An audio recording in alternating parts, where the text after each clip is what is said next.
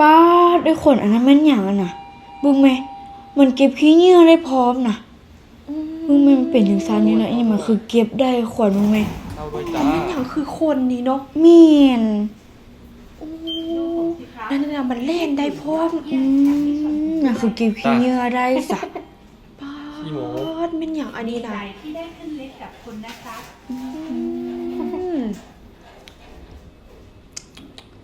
มันอย่างคือแบบเป็นจังซันเนาะ แม่นบึ้งไหมเก็บขี้เหงื่อได้พร้อมน่ะ สบายดี สวัสดีจ้า สวัสดีพี่ๆ FC ทั้งฝั่งไทยแล้วก็ฝั่งลาวทุกคนเด้อทักทายสบายดีตอนเช้าพี่ๆใกล้ซีเที่ยงแล้วแหละ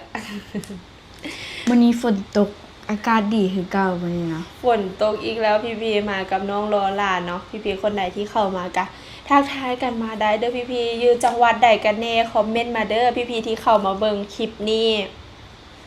มื้อนี้มีหยัง วันนี้มีแนวมาเบิ่งแล้วก็สงสัยขวดอันนั้นมันเป็นหยัง มันแม่นหยังสิวะ แม่น ก็คือมื้อนี้สิเอาไอ้หุ่นยนต์บ่แน่ใจว่าเพิ่นเอิ้นว่าจังใดเนาะ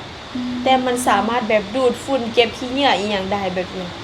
ว่ะ แม่นที่เห็นบ่แบบตามห้างของประเทศไทย เพิ่นก็แบบจะสะอาดบ่ แม่ ว่าน สนามบินคณะคนอยู่หลายหรือว่าสถานีรถไฟน่ะก็ยังสะอาด บ่ว่าจะเป็นสถานที่หยังเนาะบ่ว่าจะเป็นสนามบิน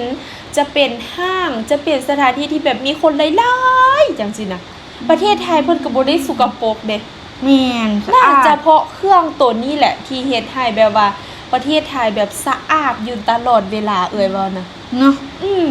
มันแบบคนหลายมันก็เฮ็ดเวียกของมันแต่ว่ามันบ่ต่ำคุณบ่ แม่น คักเนาะ คักบ่ แม่น อยากเห็นบ่ ยังเห็น เดี๋ยวไปเบิ่งกันเนาะว่าจะเป็นจังไดไปติดตามรับชมคลิปเบิ่ง ขวดคักเนาะ แม่นว้าวได้พร้อมเด้น่ะ ว่ะ เออ เว้าเป็นภาษาไทยว่ะ แม่นเว้าภาษาไทย ประเทศไทยเพิ่งผลิตเองบ่บุญ บ่ฮู้เนาะว่าแม่นประเทศไทยผลิตเองบ่หรือว่าประเทศไทยเพิ่นนำเข้ามาจากสายพี่ๆคนใดที่ฮู้คอมเมนต์มาบอกพวกเราแหน่พี่ๆหรือว่าประเทศไทยเพิ่นผลิตเองบ่มันจึงเว้าภาษาไทยได้ เนาะเบิ่งไหม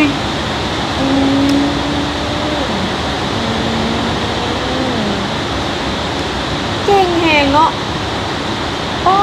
ดนี่แหละเนาะพี่ๆเป็นแบบเทคโนโลยีของแบบประเทศไทยบ่ว่าจะแบบอีหยังเฮ็ดหยังอ่ะส่วนหลายเพิ่นก็ใช้เครื่องจักรไปแล้ว แม่น ใช้แรงงานคนแบบน้อย ตามที่น้องล่าเห็นน่ะนะให้งานคนน่ะแม้แต่น้อยเดียวที่ได้ใช้น่ะ แม่นมีเห็นบอกขนาดทำความสะอาดพื้นกวาดพื้นถูพื้นเก็บขี้ยงเก็บขี้เหงื่อเพิ่นก็ใช้หุ่นยนต์เนาะ แม่นคักอีหลี โอ้อ่อนสอนเนาะอยากเห็นตัวจริงบ่ อยากเห็นว่าสิเป็นจังไดเนาะสิไปเว้าน้ำมันว่ามันสิเว้าน้ำเฮา สิลองไปเว้าน้ำมันว่ามันสิเว้าน้ำบ่ แม่น ปาดบ่ยานบ่ บ่ นี่แหละเนาะ อันนี้ก็คือหุ่นยนต์เพิ่นน่าจะเอิ้นว่าหุ่นยนต์เก็บขี้เหงื่อหรืออีหยังสักอย่างเนาะก็บ่ฮู้พี่ๆคนใดที่ฮู้คอมเมนต์มาบอกแหน่แล้วราคาเท่าใดพี่ๆเครื่องหนึงราคาแบบแพงบ่แม่นราคาเป็น2-3แสนบาทพุ่นบ่ อ๋อแพงเนาะหรือว่าเพิ่นผลิตเองพี่ นี่แหละอันนี้ก็คือแบบสุดยอดการที่แบบทำความสะอาดแบบมันน่าจะแบบเฮ็ดพร้อมกันได้หลายๆอย่างเลยนะมันจึงสะอาดนะ เนาะ แม่นเพราะว่าเบิ่งสังเกตเบิ่งแบบว่ามันไปนะบ่ว่าจะเป็นขี้เหงื่อเป็นซีนหรือขี้ดินขี้หยังก็แบบสะอาดไปเลยค่ะ แม่นบ่ขนาดถนนหนทางก็ยังบ่มีฮอดขี้ดิน ถนนหนทางประเทศไทยน่ะ แม่น ว่าถนนหนทางเพิ่นก็สิเอาเครื่องหุ่นยนต์นี่ไปกวดนะ มันจะมีเครื่องตั้งห้าบ่ทุกคนหรือว่าเครื่องอันนี้บอกพี่หรือว่าแหงงานคุณไปกวดบอกแต่ว่าตามที่น้องว่าแห่น่ะถนนหนทางอะมันบ่มีห้อยขี้ดินขี้หินเลย แต่ว่าถ้าเป็นเครื่องแบบนี้นะส่วนหลายที่เคยเห็นแบบเห็นอยู่ในโทรศัพท์นี่นะมันก็จะอยู่แบบตามห้าง ตามที่แบบห้างที่แบบมีคนหลายๆหรือว่าตามแบบแมคโครโลตัสแบบนี้เนาะอยู่สนามบินก็เห็นกับมีคือกัน